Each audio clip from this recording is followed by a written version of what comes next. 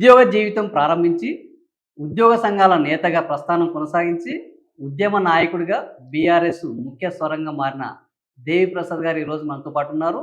ఈరోజు రాష్ట్రంలో జరుగుతున్న రాజకీయాలు, ఉద్యోగులు పడుతున్న కష్టాలు, వాటికి పరిష్కారాల గురించి మనతో మాట్లాడాలనుకున్నారు. మరిన్ని వివరాలు ఆయన అడిగి తెలుసుకుందాం. అన్న నమస్తే. నమస్తే. అన్న, ఈరోజు రాష్ట్రంలో ఉద్యోగులందరూ పెన్షన్లు రావట్లేదు, రిటైర్మెంట్ అయితే సెటిల్మెంట్లు చేయట్లేదు, అవుట్ సోర్సింగ్ ఇబ్బందులు ఇవన్నీ అంటున్నారు. అసలు ఈ ఇబ్బందులకు కారణము రేవంత్ రెడ్డి అని ఒకవైపు అంటుంటే, రేవంత్ రెడ్డి మీరు ఖాళీ బిందెలు చేసిపోవడం వల్లనే ఈరోజు ఈ ఉద్యోగుల పరిస్థితులు ఇట్లా ఉన్నారు.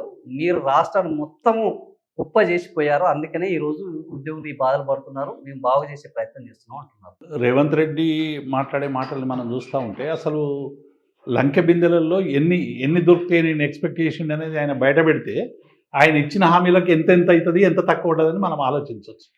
ఏ ప్రభుత్వమైనా ఆ రోజు ప్రెస్ మీట్లో మీలాంటి జర్నలిస్టులు అందరూ కూడా వాళ్ళని అడిగింది, మీరు ఇన్ని హామీలు ఇస్తున్నారు, 2500 మహిళలకు ఇస్తామంటారు, దివ్యాంగుల పెన్షన్ వేస్తామంటున్నారు, తర్వాత రైతు బంధు 15,000 చేస్తామంటున్నారు, 2 లక్షల రుణమాఫీ చేస్తామంటున్నారు, నిరుద్యోగ భృతి ఇస్తామంటున్నారు, 2 లక్షల ఉద్యోగాలు ఇస్తాం.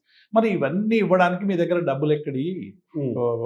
రాష్ట్రం అంతా అప్పులే అని మీరే చెప్తున్నారు కదా, అప్పులు ప్రచారం చేస్తున్నారు కదా, రెవెన్యూ రిసీట్స్ అందరికీ తెలిసినే. మీరు ఎట్లా చేస్తారని అడిగితే వారు చెప్పినటువంటి బట్టి విక్రమార్క మీట్ ది ప్రెస్లో కానీ, రేవంత్ రెడ్డి మీట్ ది ప్రెస్లో కానీ చాలా స్పష్టంగా వాళ్ళు చెప్పింది ఏంటంటే, మాకు పరిపాలనా దక్షత ఉంది, మాకు ఈ అప్పులు అనేటువంటివి అడ్డంకి రావు, మేము ఇచ్చినటువంటి ప్రతి హామీని కూడా అమలు చేస్తామని చాలా స్పష్టంగా ప్రకటించారు. అంటే దీని అర్థం ఏంటంటే, ఎన్నికల ముందే ఈ రాష్ట్రంలో అప్పులు ఉన్నాయనేటువంటి ఒక అజంప్షన్కు వాళ్ళు ఆల్రెడీ వచ్చిందనేటువంటి మాట వాస్తవం. కాబట్టి ఇలా రేవంత్ రెడ్డి చెప్పే మాట అంతా జూటా మాట అనేటువంటి విషయం చాలా స్పష్టంగా పార్లమెంట్లో కూడా తేలిపోయింది.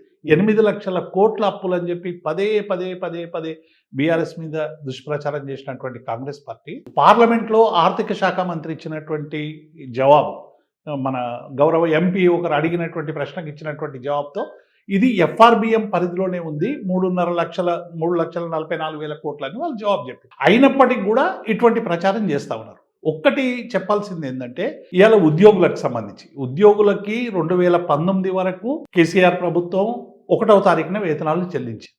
కరోనా రావడం వల్ల వచ్చినటువంటి ప్రపంచ ఆర్థిక మాంద్యంలో భాగంగా ఇక్కడ కూడా ఆర్థిక మాంద్యం వచ్చి 10-15 తారీఖు వరకు కూడా వేతనాలు తెచ్చి ఆ కోపం మా ఉద్యోగుల్లో కంటిన్యూ అయ్యి ఏమనుకున్నారంటే, కేసీఆర్ పరిపాలన పోవాలని మా ఉద్యోగులందరూ కూడా కోరుకొని రేవంత్ రెడ్డి గారిని కూర్చునబెడితే రేవంత్ రెడ్డి గారు మేనిఫెస్టోలో ఏం హామీ ఇచ్చిండు, మీకు వెంటనే తక్షణం డిఏలు చెల్లిస్తాం, తక్షణం 6 నెలలలోపు పిఆర్సీ అమలు చేస్తాం, అట్లాగే 317 జీవోను సవరించి న్యాయం చేస్తాం, కంట్రిబ్యూటరీ పెన్షన్ను రద్దు చేస్తాం అని చెప్పి హామీ ఇచ్చి అధికారంలోకి వచ్చాడు. ఇవాళ 22 నెలలు అయిపోయింది ఆదినారాయణ గారు. ఇప్పటి వరకు 5 డిఏలు పెండింగ్ ఉన్నటువంటి ఏకైక రాష్ట్రం తెలంగాణ.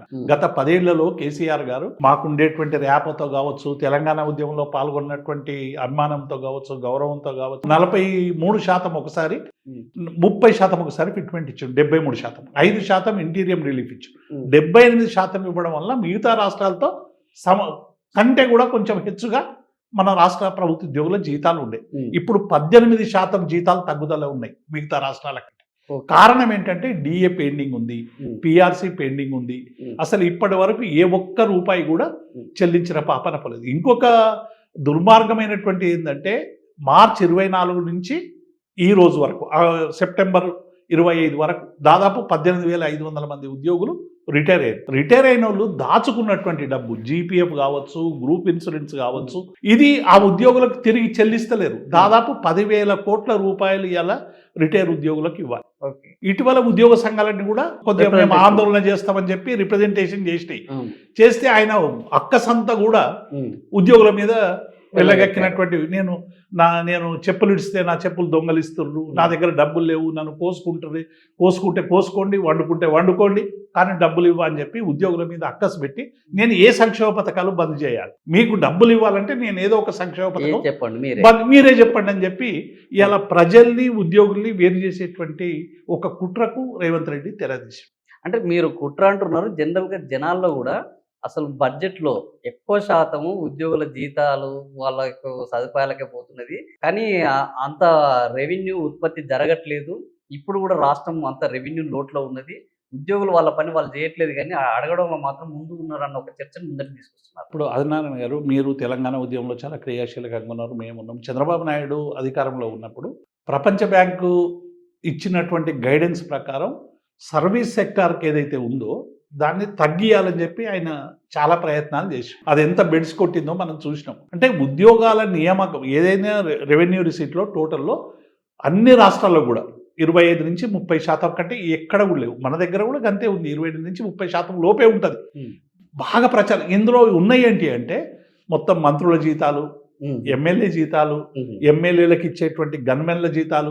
అసలు ఒకప్పుడు నక్సల్ ఉద్యమం తీవ్రంగా ఉంది కాబట్టి అని చెప్పి 4-5 పెట్టుకున్న వాళ్ళకు ఇప్పుడు వాళ్ళు లేనే లేరు, అయినా కూడా వాళ్ళకు భద్రత కొనసాగుతా ఉంది. వాళ్ళ భద్రతకు వాళ్ళు ఇబ్బంది పడుతున్నారు అబుజ్గాళ్ళు. వీళ్ళు మాత్రం భద్రతకు 5-6 పట్టుకొని ఎంటేసుకొని తిరుగుతున్నారు. మళ్ళీ ఇది ఎందుకు ఒకసారి రివ్యూ చేయాలి కదా, ఈ జెడ్ కేటగిరీ ఎందుకు, ఇవన్నీ కేటగిరీలు ఇవన్నీ కూడా ఇందులో పెడతా ఉన్నారు. తర్వాత నక్సలైట్ల నిర్మూలన కోసం నియామకం చేసినటువంటి గ్రేహౌండ్స్ జీతాలు, లేకుంటే ఎస్ఐబి జీతాలు, తర్వాత అన్అకౌంటెడ్ ఉంటాయి ఇన్ఫార్మర్లకు ఇచ్చే డబ్బులు, ఇవన్నీ కూడా తీసుకొచ్చి ఉద్యోగులలో లేసి మీరు ఉద్యోగుల వేతనాలు పెరిగినాయి అంటే ఎట్లా? ఇది ఇంత మేము స్పష్టంగా మీ సోషల్ పోస్ట్ ద్వారా మేము డిమాండ్ చేస్తా ఉన్నాం. అసలు ఇందులో భద్రతకి ఇస్తున్నటువంటి డబ్బు ఎంత, ఉద్యోగులకు ఇస్తున్న జీతాలు ఎంత అనేటువంటిది ఒకసారి శ్వేతపత్రం ప్రకటించమనండి.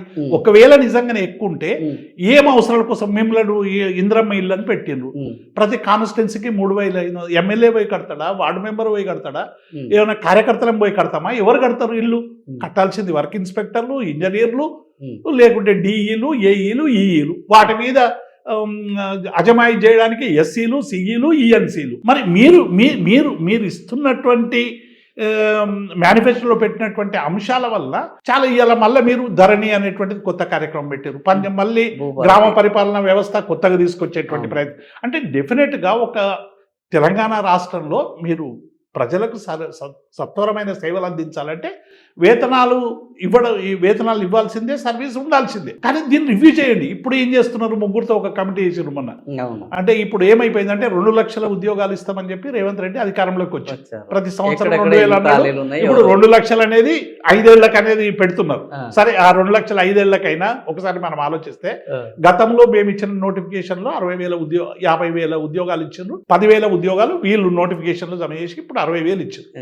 ఇది పదే చెప్తున్నారు, మేము 6 నెలల్లో 60,000 ఉద్యోగాలు ఇచ్చినామని. ఇవాళ 22 నెలలు అవుతుంది. 6 నెలలు తీసేస్తే 16 నెలల కాలం అయిపోయింది. ఈ 16 నెలల్లో ఇచ్చిన ఉద్యోగాలన్నీ 16, 6, 0. అంటే నువ్వు జీవితకాలం మేము ఇచ్చిన 6 నెలల్లో 60,000 అంటే మేము ఉద్యోగాలు ఇస్తుంటే మీరు కోట్లలోకి పోతున్నారు, గ్రూప్ 1 మీద కోట్లలోకి పోతారు, గ్రూప్ 2 మీద కోట్లలోకి పోతారు, కాళ్ళల్లో కట్టెలు పెడతారు, మళ్ళీ మా మీయలేదని బదనాం చేస్తారని రేవంత్ రెడ్డి అంటున్నారు. ఇప్పుడు కోర్టు వ్యవస్థలు రద్దు చేయమని చెప్పి కాంగ్రెస్ పార్టీ ఎజెండాలో పెట్టుకొని అసలు ఈ భారతదేశంలో న్యాయ వ్యవస్థను రద్దు చేయమనండి. అంటే ప్రజాస్వామ్య వ్యవస్థలో ఎవరికైనా అన్యాయం జరిగినా కోర్టులకు పోయేటువంటి ఒక అద్భుతమైనటువంటి అవకాశాన్ని అంబేద్కర్ రాజ్యాంగం ఆ రోజు పెద్దలందరూ కూర్చొని ఎవరికైనా అన్యాయం జరగవచ్చు, పరిపాలకులు చాలా దుర్మార్గంగా కూడా వ్యవహరిస్తారని అప్పుడే అంచనా వేసి, ఒకవేళ ఈ పరిపాలకులు దుర్మార్గంగా వ్యవహరించినప్పుడు బలహీనునికి వ్యవస్థ అండగా ఉండాలని ఈ కోర్టులు అనేటువంటివి మనకు వచ్చినాయి. ఈ వ్యవస్థ న్యాయ వ్యవస్థ వచ్చింది. ఈ న్యాయ వ్యవస్థకు దగ్గరికి కూడా పోవద్దు. మొన్న కూడా ఒక అప్పీల్ చేస్తుండేదో ఫార్మాసిటీ, నేను ఏదో పత్రికలో చూసిన, ఫార్మాసిటీకి, ఫోర్త్ సిటీకి రైతులు కోట్లలో పోవద్దని. మల్లన్న సాగర్కి ఏమో చచ్చిపోయిన వాళ్ళ పేర్ల మీద కేసులు వేయించారు. మల్లన్న సాగర్ మేము కాళేశ్వరం ప్రాజెక్టు కింద మల్లన్న సాగర్ రిజర్వాయర్ కట్టినప్పుడు, రంగనాయక సాగర్ కట్టినప్పుడు, అనంత సాగర్ రిజర్వాయర్ కట్టినప్పుడు, కొండపౌచమ్మ సాగర్ రిజర్వాయర్ కట్టినప్పుడు ఇప్పుడేమో చనిపోయిన వాళ్ళ రైతుల మీద కూడా కేసులు వేసి వాళ్ళే డబ్బులు ఇచ్చి కేసులు, ఇప్పుడేమో కేసులు వేయొద్దట. కేసులు వేస్తేనట అభివృద్ధి ఆగిపోతుందట. అంటే ప్రతిపక్షంలో ఉన్నప్పుడేమో కేసులు వేయొచ్చు, అధికారంలోకి వచ్చిన కేసులు ఎవరైనా ప్రతిపక్షంలో ఉన్నా స్వపక్షంలో ఎక్కడైనా కోర్టులకు పోతారు. ఏపీ పబ్లిక్ సర్వీస్ కమిషన్కు సంబంధించి కూడా వాళ్ళకు కొన్ని మౌలికమైనటువంటి సందేహాలతో కోర్టులకు పోయినరు. హైకోర్టే చాలా స్పష్టంగా చెప్పింది, మీరు సెంటర్లలో ఎన్ని తప్పులు జరిగినాయి, ఎంత మూల్యాంకనంలో ఏం తప్పులు జరిగినాయి, అసలు పేపర్లో ఎవరితో దిద్దించారు మీరు అనేటువంటి విషయాల మీద హైకోర్టు పోయినటువంటి సందర్భాన్ని చూసాం. మేము కేసులు వాళ్ళు చెప్పింది ఏంది, టీఆర్ఎస్ పార్టీ మీద వాళ్ళు చేసిన పెద్ద ప్రచారం ఏంటంటే 191,000 ఉద్యోగాలు మీ పిఆర్సీ కమిషన్, అప్పుడు వేసినటువంటి పిఆర్సీ కమిషన్లో ఉంది, ఆ 191,000 ఉద్యోగాలు నింపండి అని పెద్ద ఉద్యమం లాంటిది చేశారు. నేను స్టేట్ అవేగా ఇవాళ మేము డిమాండ్ మీ 191,000 ఉద్యోగాలు ఖాళీగా ఉన్నాయా, మీరు ఇవాళ ప్రభుత్వంలోకి వచ్చారు కదా, మరి ఖాళీగా ఉంటే ఎందుకు నియమిస్తలేరు? ఇప్పుడు ఏం చేస్తారంటే సమీక్ష చేస్తారట, అసలు ప్రభుత్వ ఉద్యోగాలు ఎన్ని ఉండాలి, అవసరమా లేదా అని ముగ్గురుతో కమిటీ చేసి దాదాపుగా నేను అనుకుంటున్నానంటే 1,00,000 శాంతి కుమార్ మన చీఫ్ సెక్రటరీ ఆధ్వర్యంలో శాంతి కుమారి ఆమె ఎంసీహెచ్ఆర్డీకి పోయింది కదా ప్రభుత్వం, ఆమె నాయకత్వంలో ఒక కమిటీ చేసినట్టు ముగ్గురుతోని ఫైనాన్స్ సెక్రటరీ వాళ్ళతో, అంటే ఈ సమీక్ష చేస్తున్నారు. సమీక్ష ఉద్దేశం ఏంటంటే కటింగ్.